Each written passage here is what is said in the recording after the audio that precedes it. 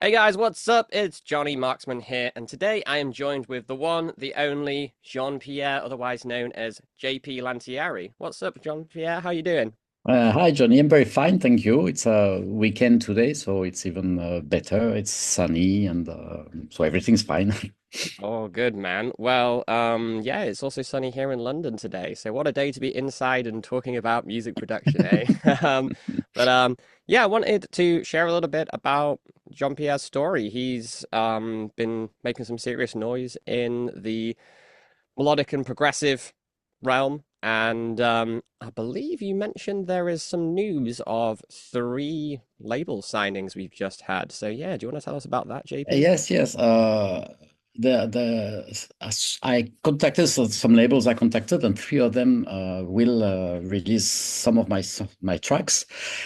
And it happens, five tracks actually, and it happens that all these five tracks have been reviewed with you during these feedback sessions where you guided me to improve each of these tracks. And I'm absolutely sure that the way you helped me improve these tracks has been instrumental in the decision from these labels to get to release these tracks. These three, I can name these labels. Of course, yeah, Of please course, do. yeah, yeah. So they are not tier one labels, but they are quite active on the scenes. They are Tanzgemeinschaft, Oh Vesta yeah, shit, Records, okay. yeah, Vesta Records, and Chrome Recordings. Nice, nice. Yeah. Yeah, that is sick. I know Tanzgemeinschaft are very reputable in the game, so they get a lot Mhm. of DJ support. And I've got a lot of their songs as well. So nice, man. That's awesome. Which were the tracks? There's If you are allowed to say, of course. yeah. It's Andromeda and Candid Culprit. Oh yes, I remember those. That's awesome, man. Mhm. Yeah, because they only do EPs, right? If I'm not mistaken. Yes. Yeah, because I remember I sent them a single, and they were just like, "Hey, you need to send us at least two or three more." And I was like, Actually, I sent them three. They took two, so not that "No, bad. that's a pretty good success rate, man. Yeah, Awesome, yeah. man." So, do you have So release dates for them, or are they? no, the only one I have actually is for I think it's Tanzgemeinschaft, yeah, but in yeah, January 16th, so it's quite far. Huh? Okay, well, depending on when you're watching this, guys, go listen to the song. Yeah. um, but The yeah, two other ones we have not frozen the dates yet. It should be okay, this year. But you know awesome. these labels, they are they sometimes they have a long schedule before Yeah, releasing because they have so many tracks to release. So I'm yeah, I've somewhere in the heard. queue. I've heard some labels they like book up for the year and then the next year, so you're looking at like a 2.5 year like window before you can even get released. Mhm. But that's awesome, man. So, how do you feel about getting those signings then?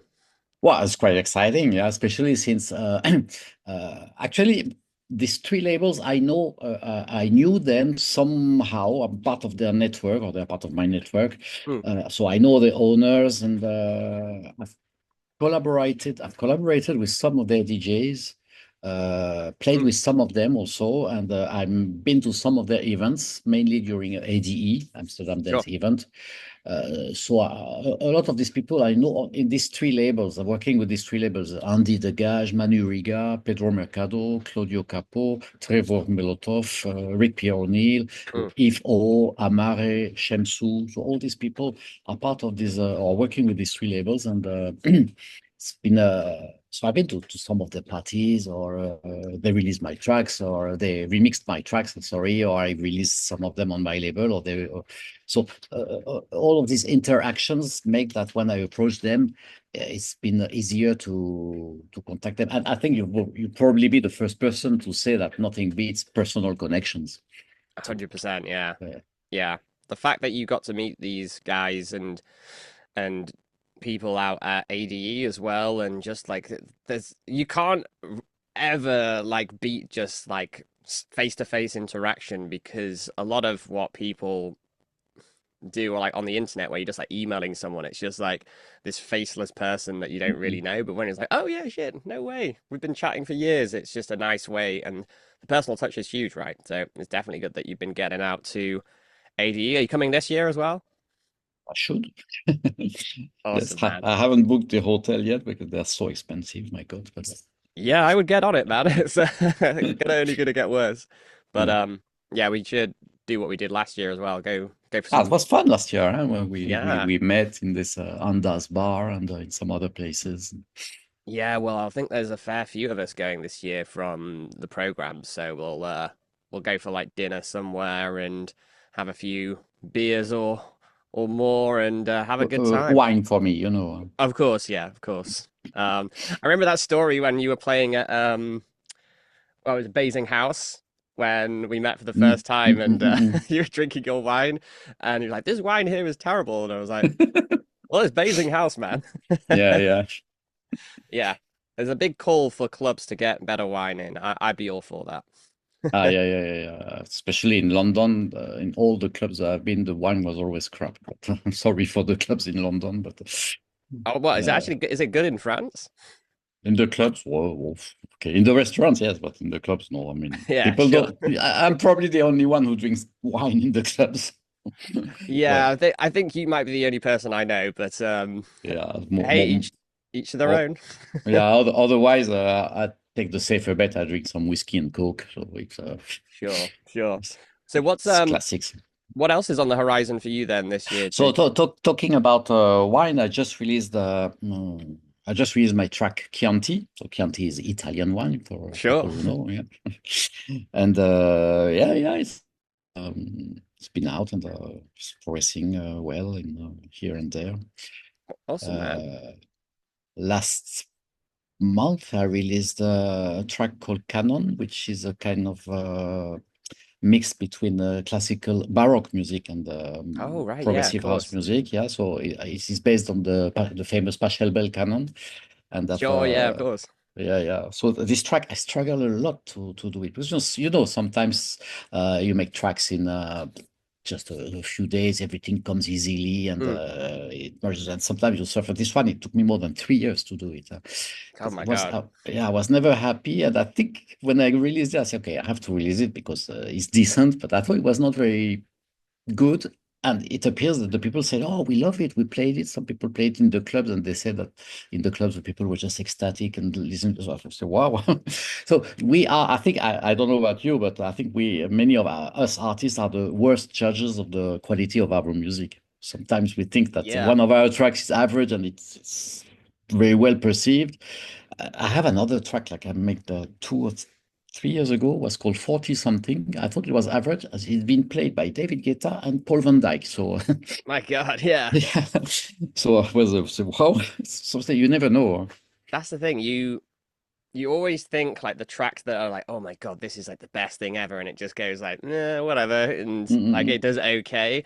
But then like the ones where you feel like, oh, fuck it, whatever, I'm just gonna release it and get it out there, and I don't even care anymore. And then those are the most popular ones. I Yeah. like it's weird, but you could do everything right in the production phase and like the mixing, mastering, or whatever, but you just don't really know what's going to Mhm, happen when mhm. you put it in front of an audience or like thousands of people, right? So you just have to sort of test and see what happens. Now there is like a formula, yeah, for writing good music, sure, which of course we I've been learning through the program, I hope. Yeah. But Yes, sure. like at the end of the day, like you just got to release your music, right? So speaking of the program, like how did you find everything? Because you were a pretty experienced producer before you joined, and I think you actually got recommended through Stone Van Brooken, right? If I Was remember it rightly. through? Can't remember how I found you. Uh, but yes, I joined the program because I felt that there was always things missing in my production, and I could not pinpoint what. And I thought that with you, I would learn a couple of things to improve. In fact, I learned 1,000 things to which make me improve, and not only on the production side, because the production side is very important, and Mm, you helped me a lot, especially during not only during the training sessions, but also during the feedback. You helped me a lot define how to make the track shorter, remove what is useless, mm, fine tune the low end, which is very important, improve the transitions. That's one of my weaknesses, I would say. A lot of things that I learned, but also about the how to present myself to the world. So how to do advertising, how to Mm, improve my presence on Spotify, and a lot of things that I learned through the program, which I'm applying. Not all of them, but for example, thanks to you and to Tim, your one of your main partners in the program. sure. I'm doing a promotion on my Spotify playlist and my Spotify tracks, and it works. And Right, yeah. I learned it from you. I did not find other places where I could learn this. That's really good to hear. And I think like to that point as well, like a lot of people out there, they will do these kind of promos where they'll, I don't know, they'll just pay like a one-off transaction, you know what I mean, to promote their Mhm. music. And then you might spend like, let's just say €200, £200 or whatever to push to a bunch of playlists or something. But then after that, Oh, you're still back disappears. where you were, right? But Yeah, yeah. with growing your own playlist, you're building your own assets. So €200 you put into your own playlist, that's growing something which you can then actually monetize, right? And also Yeah, like, plus the other advantage of having my own playlist that even if there is a period where I don't have any new release, I can pull up an older track, put it up on my playlist and reactivate this track. But I realize that some people they like my tracks from 3 years ago right, yeah, that's the that thing. Like, just because you released it a while ago doesn't mean you can't still promote it. Like labels like Defected, mm, they are constantly promoting tracks like even from like 10, 15 years ago. It's just like, hey, do you remember this track? And I was like, oh yeah, mm, shit, of course. There's like lots of ways you can do that. Now, yeah, sure, Defected have like a full team especially dedicated to that, but you never forget to like keep your old tracks alive. People just focus on like the new stuff, which is great, right? But there's some gold in the old stuff, and it's nice to go down memory lane sometimes. And because mm. I guess as you're always growing, right, there's going to be new fans who come in at, let's just say, like 2 months ago, just for example. Like they're not going to know what happened before that period, so you've got to remind them of who you were before they discovered you, right? Um, There is a which is side effect also on promoting my Spotify playlist through ads on Facebook, meta ads on Facebook and Instagram, is that mm, I saw my Instagram followers growing. right, yeah, that's Mm, that's a so nice new benefit of people it. coming on my phone, and even I don't know how, but even my SoundCloud is not really growing. But people are going on SoundCloud and listen to things I've released or mixes I've done like 2 years ago, and it's very nice to have these people coming to me. Who sometimes I don't even know where they're coming from, but it's always nice to have this. Sure. Trying to expand a bit the horizon of the people who can listen to my music. Well, that's the thing. Like, it's a sign that you're doing something right because if people are coming to you and discovering you, is there's either that like they found you on another platform and are checking out your SoundCloud or whatever, or like just the word of mouth is spreading from all of Mhm.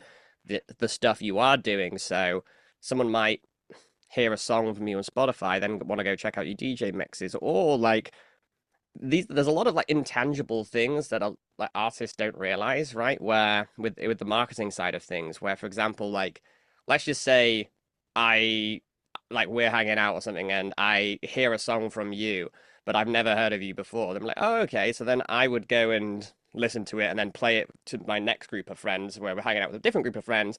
They will discover it as well. So it's really important to be able to just push stuff out there and it slowly just starts to grow and scale. For example, like I remember like something that we taught in the stage two. I think it's the first thing where you go out and start like finding the right people and talking to them basically, which Mhm. is really important before you do the ads. But for example, like case in point, this legit happened. So I went and spoke to, I think it was like two or three people that lived in Dubai, and they had then gone and told like 50, 100 people. And you have no idea that this is happening. But then the guy messaged me and just said, like, oh, yeah, when are you going to come to Dubai? I was like, oh, I'm going to try come next year. And he goes, oh my God, seriously, no way. There's like a whole group of us. We want to book you for a festival there. I was like, what? Really? Okay. Um, from speaking to like two or three people. So I feel like a lot of artists just need to push. Um, Stuff out there. Find a few people that are going to be your Mhm. key fans, and then they'll bring in new fans, right? So, um, what would you say, JP, to yourself 3 or 5 years ago, um, with production and music in general, that you would wish you could have told yourself back then? Ah, one thing I would have told my younger self would be to find a good mentor who is more advanced than me and who can show me some of the ways to go where he is now so that I can follow his path. And you are the person I found for that. And I think that's probably one of the main things. Always be curious, always go for training. We need Mm. to all to do. This is the only way to progress is to do some training. So to go some training and find the people who are in the same vibe. I need to find people in the same vibe and who are really working, who are walking the talk. How do you say talking the walk? I don't. Walking the Who walk, talking the walking talk. the yeah Yeah. yeah who've done it and because there are also a lot of these so-called influencers who would sell you the world because they pretend they know about the music industry, but they've never done anything. So we have to be careful. There's a lot of Yeah. scams around. Yeah. So it's good to find people like you who are genuine, who know what they're doing. You have your success, and you drive people around you who to build their success, which is it's a win-win situation. And that's why I would recommend myself 5 years ago is I should have found you earlier. Well, I wasn't doing this five Yeah, years you're right. ago, Yeah. but you found me when the time was right, and that's all that matters. But yeah, it's so Exactly. so so important. Like, 'cause, I mean, I myself, like, I didn't get to where I was on my own. I did it for 7, 8 years before I ever actually got any help, and just the transformation you can see in a short amount of time. And yeah, because it's music, it's not like, something where like a finance related thing where it's just like, Mm-mm. oh yeah, if you do this, you're gonna make 50K in the next month. And the transformation takes a bit longer, but you see like the results like pretty much straight away. But to actually reap the rewards of those results, it can take some time. But it's night and day difference. Like, I've probably gotten probably 7 or 8 mentors in my time, and yeah, some weren't the right fit. That's fine, but you still learn something from everybody. But Sure. yeah, so true, man. Like, investing in yourself is one of the best things you can do. So what would you say to anybody out there that is struggling to finish tracks or just can't get them to the next level? Like, what advice would you give the next generation of producers out there, other than finding a mentor, of course? Uh, it's a bit difficult. I think discipline is something which is important. Mm, Um, to finish tracks. Well, it's been a long time. I don't have any more problems to finish tracks. But at the beginning, was a bit struggling, like many new artists. So to finish tracks, it is a discipline to say, okay, I must finish this track by such a date and by hook or by crook. It will not be the perfect because some people are looking for perfection, and perfection does not exist. Excellence right. does exist, but perfection does not exist. So there is a moment we have to say, okay, it's there. I think it's Leonardo da Vinci who said that, or who was it who said that a piece of art is never finished, it's abandoned. Yes. Oh, it So finishes the, in an interesting place. yeah, yeah, Yeah. something, yeah.